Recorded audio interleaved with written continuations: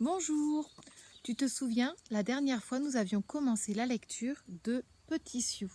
Regarde. Petit Sioux avait pris la coiffe de son papa, elle s'était envolée et Coyote Coloré l'avait aidé à la retrouver, mais elle était perchée en haut d'un grand arbre. Et je t'avais demandé de réfléchir à comment, à ton avis, ils vont faire pour la récupérer.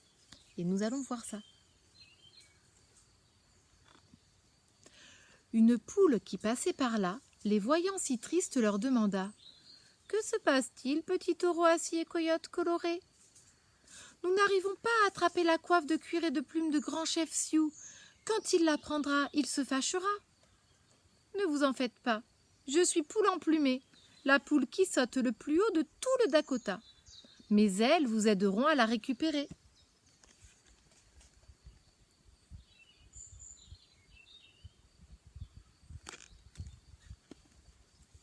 Poule emplumée sauta et réussit à faire tomber la coiffe de grand chef Sioux. Mais l'une des plumes se glissa dans un trou tellement petit qu'ils ne purent pas l'attraper. « Qu'allons-nous faire maintenant ?»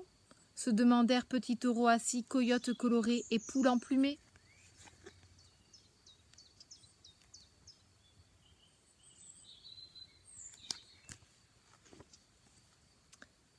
Une fourmi qui passait par là, les voyant si tristes, leur demanda « Que se passe-t-il, Petit Taureau assis, Coyote Coloré et Poule emplumée ? Nous n'arrivons pas à attraper la plume de la coiffe de cuir et de plumes de grand chef Sioux. Quand il la prendra, il se fâchera. »« Ne vous en faites pas, je suis Fourmi Noire, la fourmi la plus forte de tout le Dakota. Mes petites pattes vous aideront à l'attraper. »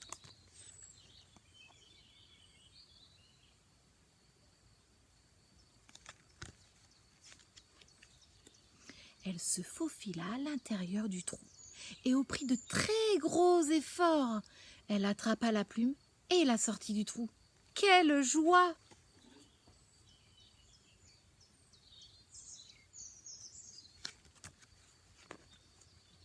Ils étaient tellement heureux qu'ils se mirent à danser au clair de lune. « Oh, la lune !» s'écria soudain Petit Taureau assis. « Il fait nuit et je devrais déjà être en train de dormir.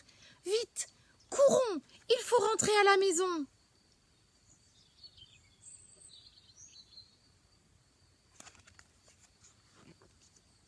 La fourmi grimpa sur la poule grimpa sur le coyote. Petit Taureau assis prit délicatement la coiffe et tous se mirent à courir.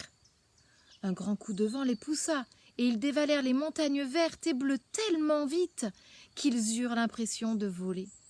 Enfin, ils arrivèrent à la maison.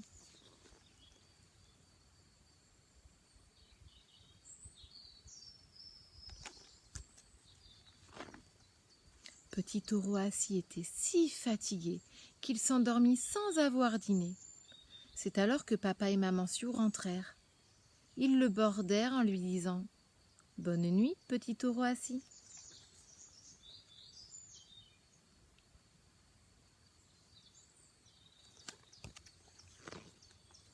La lune fit un clin d'œil au vent et lui chuchota « Tu verras, jamais, plus jamais, il ne désobéira. »